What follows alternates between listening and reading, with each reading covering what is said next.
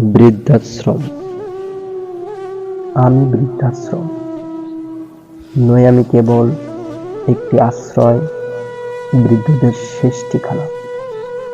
আমি ক্লান্ত একা।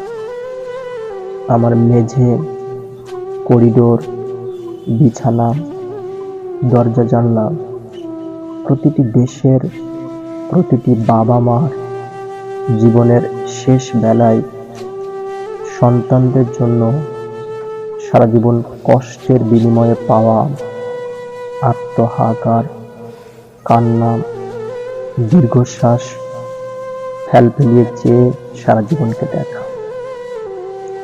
আমি বৃদ্ধাশ্রম নই, আমি কেবল দুঃখ কষ্টের সাক্ষী। আমি সজীব প্রাণ এক, যেখানে ফোটে সন্তানদের নির্যাতন থেকে বাঁচা বাবা মায়ের মুখে কষ্ট চাপার নতুন হাসি, যেখানে দেখা মেলে সকল হাহাকার ভুলে শেষ বয়সে একটু স্বস্তি, কিছু নতুন সঙ্গী, কিছু নতুন স্মৃতি যেগুলো অসমাপ্ত।